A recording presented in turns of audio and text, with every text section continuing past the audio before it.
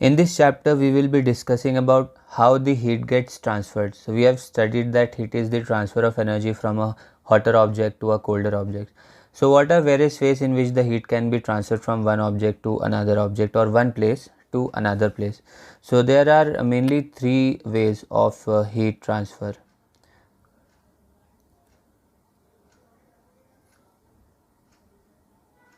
So first is the conduction. Second method is the convection, and the third method is the radiation. So in these three ways the heat can get transferred from one body to another body or one place to another place. So first of all, conduction mainly happens in the solids. Convection mainly happens in the fluids, and radiation mainly happens when no medium is there. In general, okay, this is not necessary, but in general this is the situation. So let's say we have a container, or let's say we have a rod, let's say it is a metal rod, and we heat it up from one end. We are heating the metal rod from one end.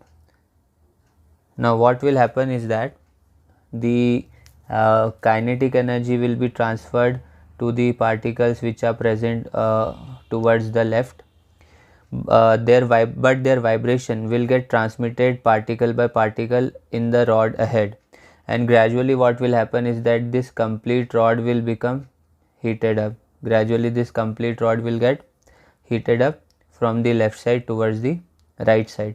So what is conduction? When the particles of any material vibrate at their location and transfer the energy without the actual transfer of the particle itself, then it is called conduction.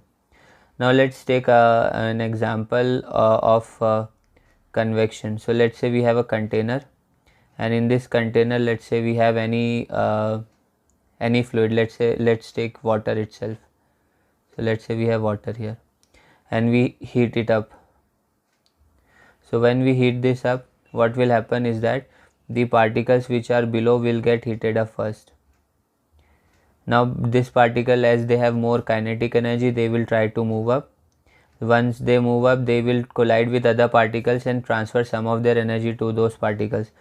So in this process what will happen is that the higher energy particles will move up and the lower energy particles will try to move down because their kinetic energy is less. So a current will be obtained like this. A current will be obtained which will be like this. So there will be a flow of or motion of particles. Hotter objects will move up, colder objects or colder particles will move down. So in convection the heat is transferred by the actual transfer of the particles of the medium. And let's take another example. Let's say that sun emits some energy and it reach earth. So let's say there is sun over here and earth is over here. So between earth and sun there is nothing, space is there, but still the energy of sun reach the earth. So the energy reach in the form of radiation or electromagnetic wave. So electromagnetic wave or light EM waves, they transfer the energy from sun to the earth. So that type of heat transfer is called radiation. So these are the three types of heat transfer that we observe in day-to-day world. First is the conduction, in which the particle vibrate at their location. Second is the convection, in which the particles of the fluid move from one place to another and transfer the heat. And in radiation no medium is required, so therefore no particles are there which transfer the energy. Instead of that, the electromagnetic waves or electromagnetic radiation transfer the energy. So now first we will start with the concept of thermal conduction. So first we will understand that when we are talking about the solids and conduction. So it is not necessary that all the solids conduct the heat similarly. some solids conduct heat rapidly, some solids conduct heat very little. Okay, so that is called thermal conduction or thermal conductivity. So let's describe the formula for thermal conductivity. So let's say we have a container.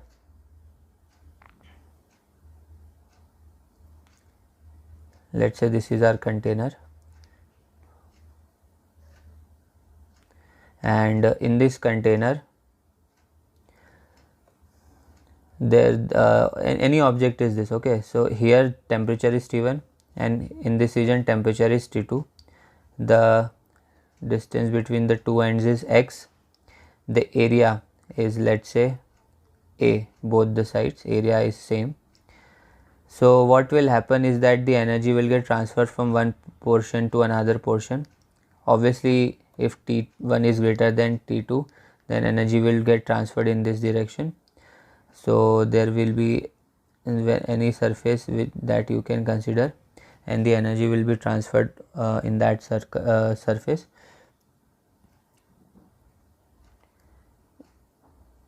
Let's make it darker like this. Now, so what is the rate of flow of heat? What is the formula for the rate of flow of heat? So the rate of flow of heat is given by this formula, K into area into T1 minus T2 over X. So this is the rate of flow of heat. So if we have any object, any material, so the rate of flow of heat depends on the area. More the area, more will be the rate of flow of heat. It depends on the temperature difference. If the temperature difference is more, then more heat will be transferred. It depends on the length. If the distance between 2 points is large, then the time period will rate of heat transfer will be less. And it also depends on this K. K is a constant. This constant is called, K is a constant which is called the thermal conductivity constant. Thermal conductivity constant of the material. So obviously if thermal conductivity constant is more for any material, then it will conduct heat more easily and the rate of flow of heat will be more. Now here we assume that area of cross section was uniform.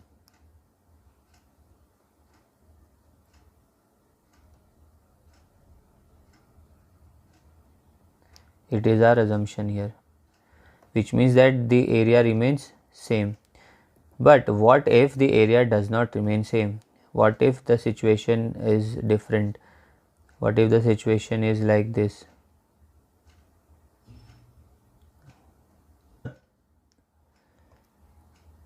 So in this case, what will happen is that the formula will be a bit different. So let's say in this situation we will be required to take only the small region, okay, of very small thickness.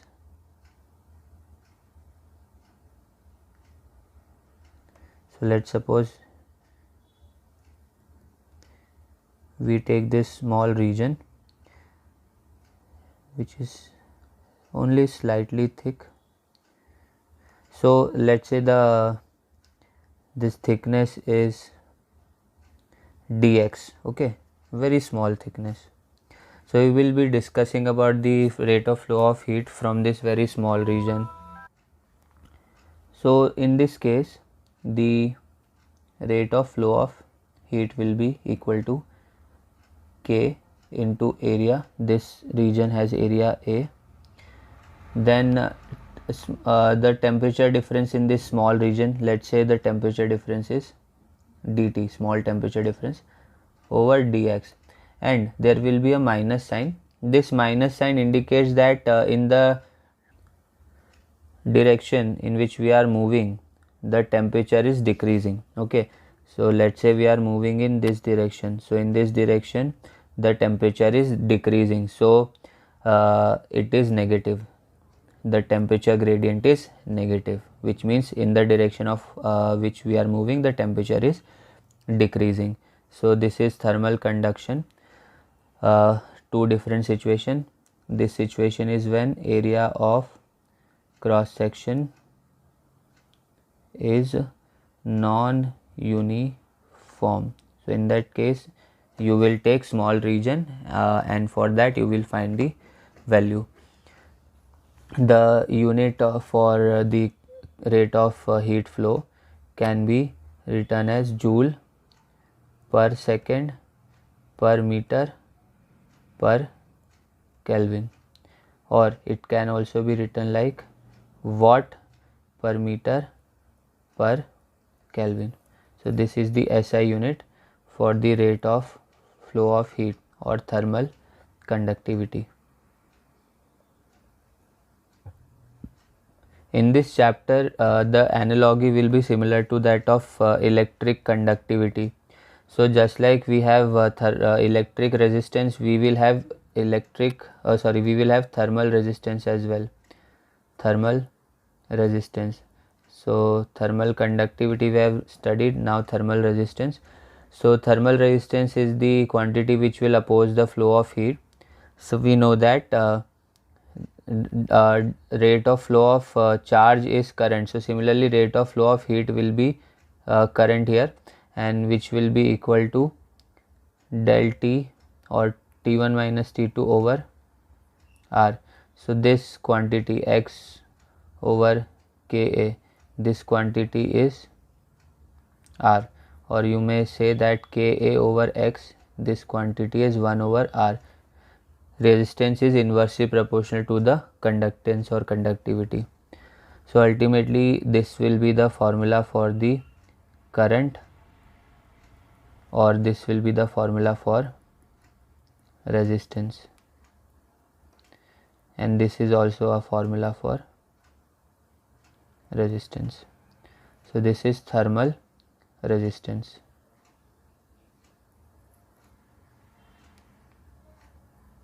Now after this, just like we have series and parallel combination in circuit of circuit having resistances, so we can also have rods which are connected in series or parallel. So series parallel combination of rods. So combination of rods, one will be series combination, one will be parallel combination, and obviously you can always make the combination having both series and parallel combination. Okay, so now let's say we have two rods, one is this rod and another rod is this one. These two rods are may be made up of same material, or they may be made up of different materials. So let's say that the resistance of this rod is R1, resistance of this rod is R2, this is rod A, this is rod B, temperature here is T2, temperature here is T1. So what will happen? Same current will be same because it will flow like this. So heat will flow like this. So del T Q over del T, T1 minus T2 over R1, T1 minus T equal to R1I. And similarly for the second situation, if you do not want to be this confusing, you can think that the current here will be I, current here will be I.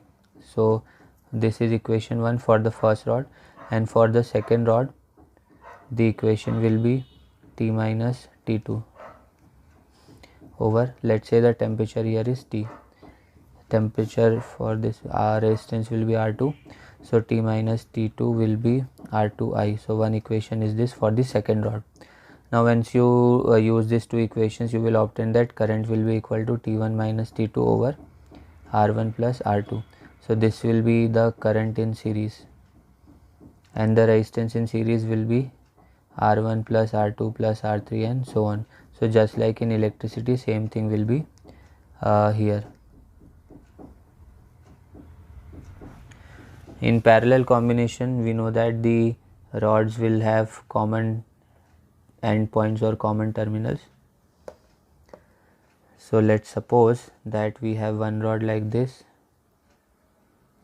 we have another rod like this, and the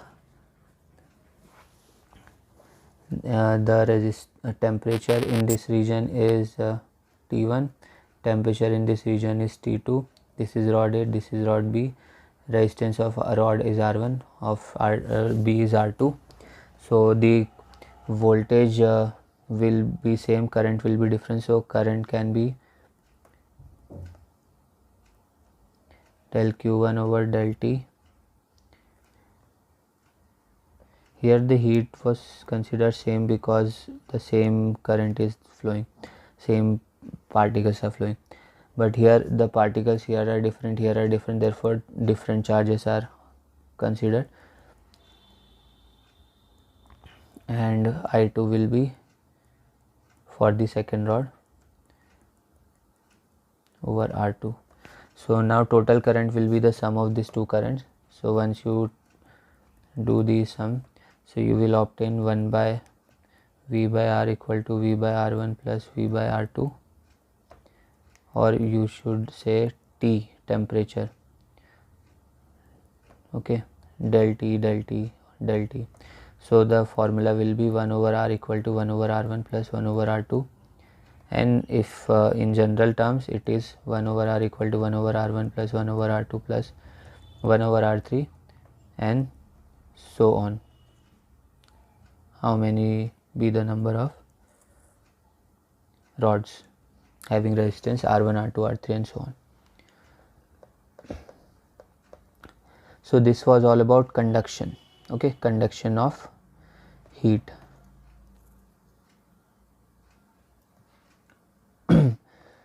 Now we will start with the second topic, which is the convection.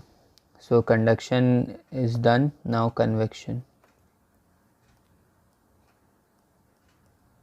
So as discussed, convection means when the fluid is there, then the particles themselves move in the whole fluid, and they transfer their energy to one particle, from one particle to another particle, and that is called the convection. Convection is very important in day-to-day life because convection is necessary. It happens in fluids. Particles move throughout the fluid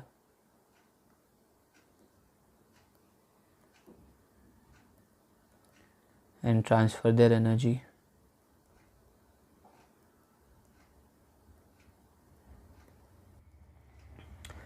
And now the convection is very important because convection in our atmosphere regulates the temperature.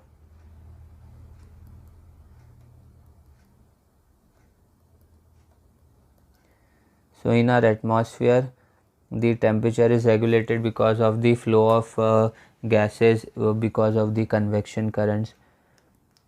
In the lakes or water reservoir, lakes, ponds, rivers, in water reservoir, the temperature is again regulated by convection currents. So these are very important, convection currents. And in human body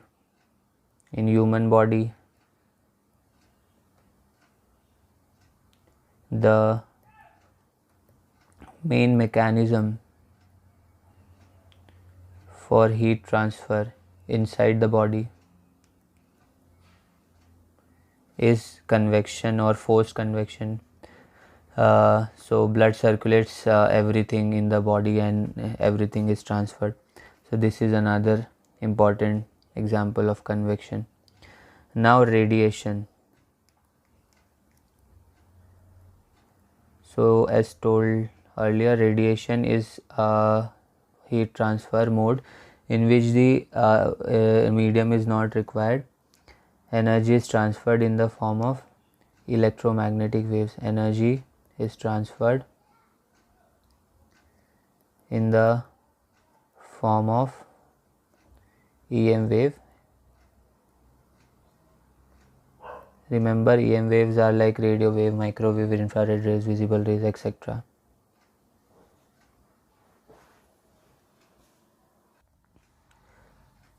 Now, there is one interesting theory which is related to radiation, which is called the Prevost theory of exchange. So, according to this theory, all the bodies radiate thermal radiation at all temperatures. All the bodies radiate thermal radiations at all temperatures, that is, they radiate energy at all temperatures. So at different temperatures the energy amount of energy or the wavelength is different, but every object emits energy. For example, the human body temperature is around 37 degrees Celsius, so we emit radiation in the form of IR rays. If some object is there having temperatures around 1000 degrees Celsius, so they will be emitting rays in the form of, let's say, red color or greenish colors. So the temperature at all the temperatures, the objects radiate some energy one way or the another, and the wavelength depends on the temperature. More the temperature, more less will be the wavelength and more will be the frequency, that is, more will be the energy at higher temperature. So colder bodies are having less temperature, they will emit less energy, therefore the wavelength will be more and frequency will be less. So let's write it. At temperatures which are less, energy will be less, so frequency will be less but wavelength will be more. And temperatures which are high, energy will be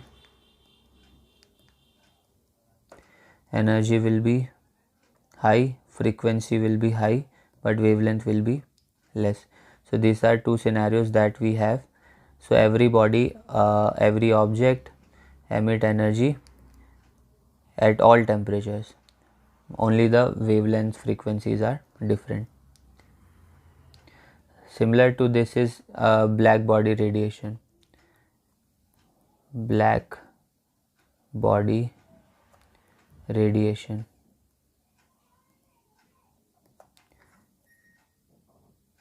So in black body radiation, we have a body which is a perfect emitter and perfect absorber of radiation, and that body is called a black body. So a body that absorbs all the radiations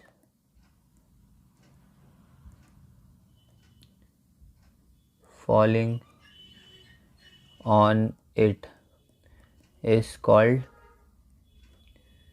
a black body. So if there is any body which can absorb all the radiation which is incident upon its surface, it will be called a black body. Now it is very important to understand that if a body absorbs all the radiations and it is a very good absorber, then it will also be a good emitter as well. Remember, good absorber is a good emitter as well, and bad absorber is a bad emitter as well. So black bodies will also radiate. So a body that radiates or emits most of the radiation is called a black body, and that radiation is called black body radiation. The radiation is called black body radiation.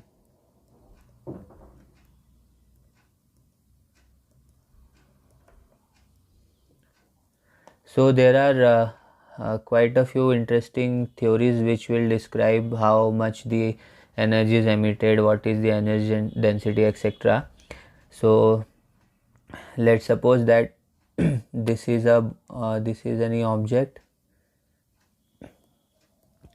Obviously a black body must be closed from all the sides, but we will make a small opening so that radiation can enter.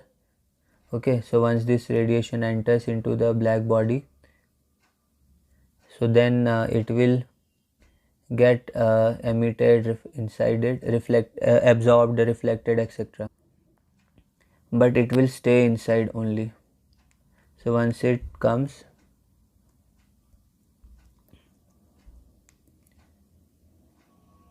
it will stay inside.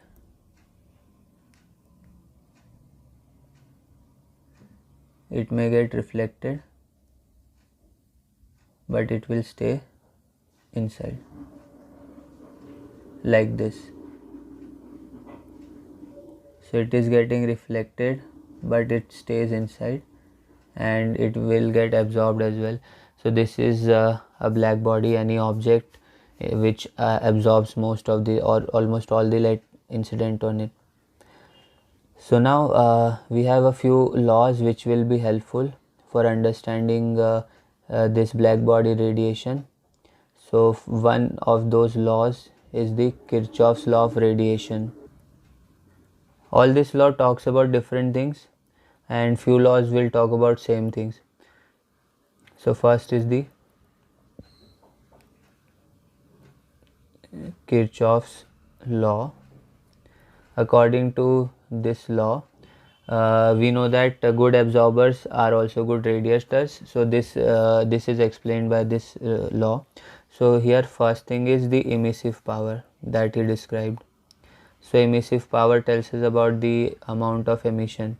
So emissive power E is given by this formula, E equal to del U over del A del omega del T. So what are all these things? So first of all, it is the small area of body which is emitting thermal radiation. Then del omega is the solid angle, small solid angle. So let's say the body is this, so it is emitting radiation like this. So this will be the solid angle. Okay, del omega, solid angle, 3D angle. Del T is the time period in which the radiation or emission happens, and del U is the energy emitted in this particular time, energy radiated or emitted. So the emissive power is equal to del U over del A del omega del T.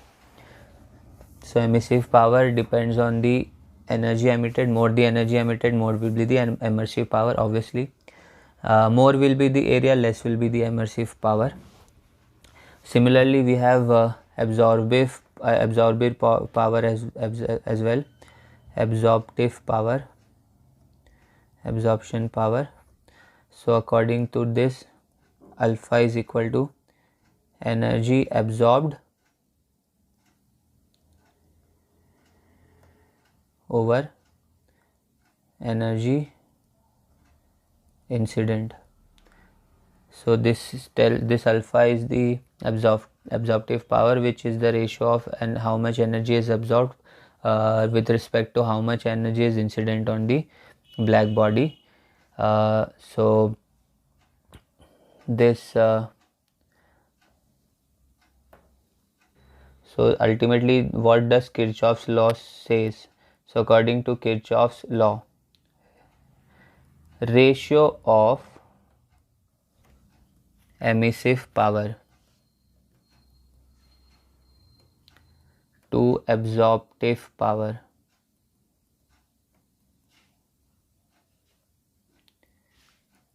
is the same for all bodies at a given temperature and is equal to the emissive power of a black body at that temperature. So therefore what we will have, emissive power of the black body at any temperature T will be equal to the emissive power of the body at that temperature over alpha of the body, or absorptive power of the body. So if a body has high emissive power, it should have high absorptive power, because this ratio has to be same. If somebody has high emissive power, it must have high absorptive power. If somebody has low absorptive power, then it should have low emission power, so that this ratio remains same. So because of that, Kirchhoff's law can clearly state that the body having more absorption capacity will be a good emitter as well, okay, and bad emitter will be a bad absorber. So this is quite important. Now let's now talk about the nature of the thermal radiation. So the thermal radiation, nature of thermal radiation.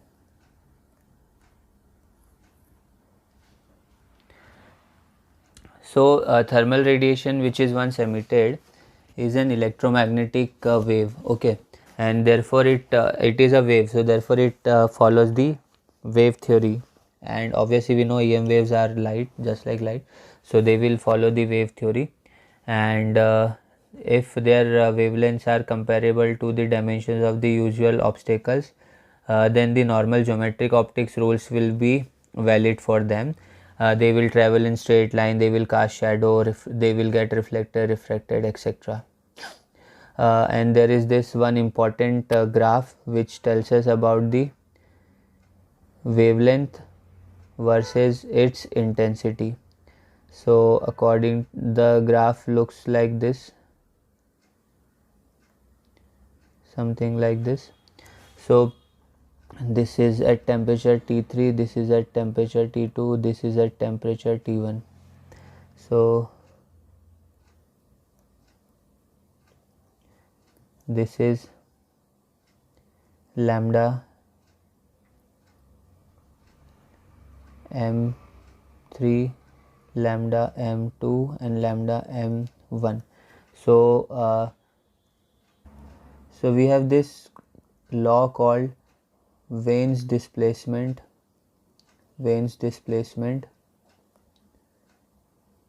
law. According to this law, the product of the wavelength and to the temperature is a constant.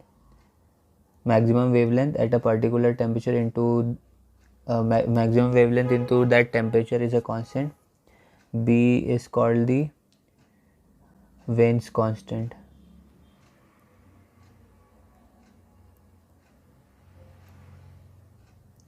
And what does this say is that when we have radiation emitted, so at different temperatures we will observe that the radiation for a certain wavelength will be maximum, intensity of that radiation will be maximum. So at, let's say at temperature T1 this wavelength is maximum, at temperature T2 this wavelength has maximum intensity, and so on. As the temperature increase, okay, as the temperature increase, the wavelength will decrease because the frequency will increase, energy will increase. So wavelength and temperature, they are inversely proportional to each other. So the maximum wavelength that we will observe at a particular temperature will be inversely proportional to the temperature. So this is called the Wien's law. Now similarly we have Stephen-Boltzmann law.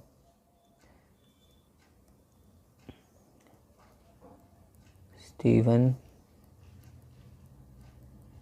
Boltzmann law. So the equation for this law is U equal to sigma a t to the power 4. So now what is all this? So here U is the energy emitted per unit time. A is the area of the black body. T is the temperature obviously in Kelvin of black body, and sigma is a universal constant called Stephen Boltzmann constant. So for a black body, this law will tell us about that how much energy is emitted per unit time. It depends on the area, more energy emitted, more temperature, more energy will be emitted, and sigma, Stephen Boltzmann constant. So if a body has more sigma, it will emit more energy per unit time. So ultimately this is Stephen Boltzmann law. Now this can be also written in a difference form. So energy change will be equal to E sigma A t to the power 4 minus t naught to the power 4. So so if we want to find the net loss of thermal energy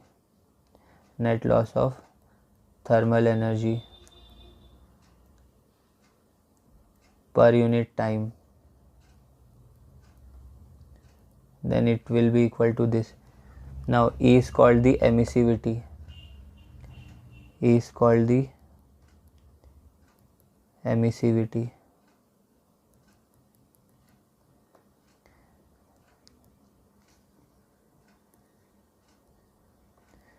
And the value for emissivity will be between 0 to 1.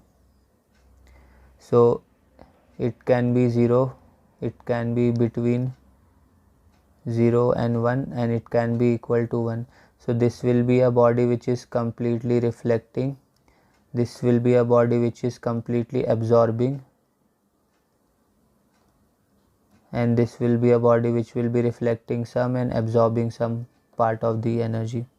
So this constant emissivity tells us about whether how much energy will be absorbed or emitted by the body, or how much is this its emissivity. So one is Wien's displacement law, and another is the Stephen Boltzmann law. Now next we have Newton's law of cooling. So this is quite simple. Newton's law of cooling. So according to Newton's law of cooling, the rate of flow of heat or rate of cooling is proportional to the temperature difference.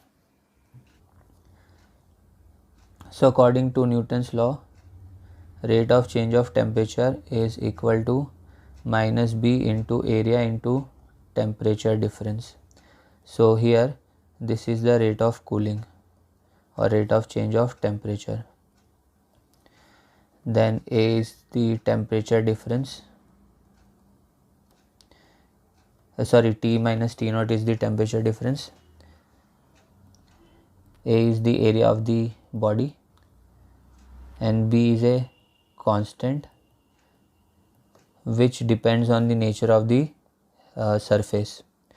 So this law tells us that more will be the temperature difference, more will be the rate of cooling, and more will be the area, more will be the rate of cooling.